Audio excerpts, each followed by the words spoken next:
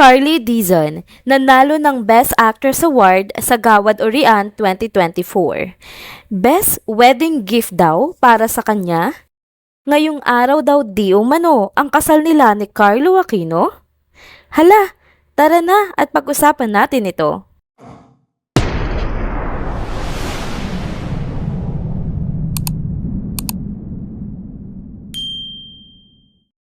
Hello mga ka-trenders! Welcome back muli sa ating channel. Kung bago pa lamang kayo dito, huwag nang kalimutang mag-like, mag-subscribe, at i-hit na din ang bell notification para lagi kayong updated sa mga balitang trending at napapanahon. Si Charlie Dizon nga po ang nag-uwi ng Best Actress Award sa 47th Gawad Urian Awards nitong Sabado, June 8, para sa kanyang pagganap sa Third World Romance. Samantalang si Romnick Sarmiento naman po ang humakot ng Best Actor Award para sa kanyang pagganap sa About Us But Not About Us. Nangunguna naman sa parangal ang Iti Mapukpukaw na dinirect ni Carl Joseph Papa na itinanghal bilang Best Picture, habang ang Third World Romance naman ay nagwagi ng pinakamaraming parangal sa nasabing seremonya. Sa kaugnay na balita patungkol kay Charlie Dizon, mayroon ngang mga bali-balita na ngayong araw, Hunyo 9, ang kasal o ang magiging kasal ni na Carlo Aquino at Charlie Dizon. Kalat na kasi ang balitang ikakasal na silang dalawa. Wala namang inilalabas pa na detalye ang dalawang bida sa kwentong ito tungkol sa kanilang kasal, at lalong wala namang napabalitaan din na nagpropose na nga ang aktor na si Carlo Aquino kay Charlie Dizon.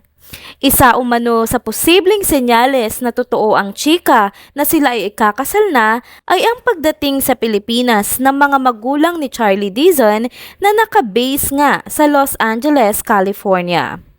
Sa kanyang naging acceptance speech sa kanyang pagkapanalo bilang Best Actress sa 47th Gawad Urian itong June 8, 2024, Sabado ng gabi, na itanong kay Charlie kung ito nga ba ang best wedding gift na sa kanya. Ang naging sagot niya lamang ay, hehehe, abangan nyo po, ang masasabi ko lang, best gift siya, kaya thank you Lord. Nabanggit din ni Charlie sa kanyang speech na naandito nga ngayon ang kanyang pamilya galing pa sa Amerika. Noong tinanong siya kung bakit umuwi ang kanyang pamilya, ang tanging naging sagot niya lamang ay, dahil gusto po nila. Mariin namang tinatanggi ni Charlie Dizon ang kumakalat na bali-balita na sila ay kakasal ngayong araw ni Carlo Aquino. Sabi niya, kayo po ang nagsasabi talaga niyan, bahala kayo dyan. Pero masumugo nga ang usap-usapan ng mag-share si Carlo or mag-post si Carlo Aquino ng mga pictures nila ni Charlie Dizon na nasa isang lake, nakalakip ang isang mensahe. Unti-unti nating gagapangin ang buhay ng nakatawa at Charlie Dizon. Anya nga sa kanyang naging caption. Napak-comment naman si Charlie Dizon ng I love you. Ito nga ang picture na in-upload nito ay parang pinagdudahan din ng mga netizens nga na para siya prenuptial picture na.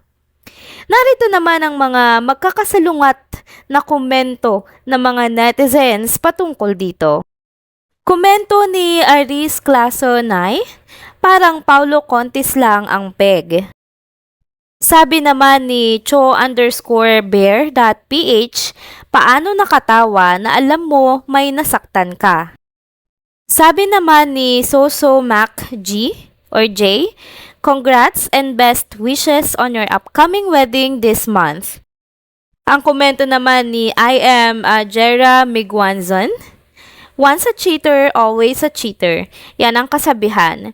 Sana mapatunayan mo na walang katotohanan yan, na tao lang nagkakamali but willing to change that fact. Sabi naman ni KCB121121, worth it kaya na ipinagpalit ang mag-ina para sa kanya? Komento naman ni A Very Snow White F30, yehey, ayan na, my favorite couple. Thank you Kaloy, di ka nagkamali ng pinili mong makasama sa pagtanda mo. Komento naman ni Jonah0686, We love you both. We are so happy sa kung anong meron kayong dalawa. Palagi kayong mag-ingat. God bless. Sabi naman ni Azir_Yam, hindi naman kasi laging nakatawa, kaya nga for better or for worse. Kung hindi na masaya, iiwanan na. Sabi naman ni I am Janet Flores, sana lang wag puro kuda kasi sa bawat nakarelasyon mo, parang lagi kang may pangako. Ina-announce mo pa in the whole universe kaya nagkakaroon tuloy kami ng pakialam sa announcement mo. Tanong ko lang Mr. Jose Liwanag, musta ang pakiramdam na nakakapanakit? Kung totoo nga ang bali-balitang kasal na ngayon ang dalawang ito, isa itong kaganapan na dapat ngang ipagdiwang. At sa kanilang pag-iisang dibdib, ating hangarin ang kanilang kaligayahan at ang pagtibay ng kanilang pagmamahalan. Subalit hanggat wala pang ang kumpirmasyon mula sa kanilang dalawa, pamilya man nila o maging sa kanilang mga malalapit na kaibigan, abangan na lang natin ang mga susunod na kabanata ng kanilang kwento. And there you have it mga ka-trenders. Dito na po muna nagtatapos ang ating isa na namang trending video update. Salamat sa inyong pagsubaybay at pagsama sa akin hanggang sa dulo ng video na ito.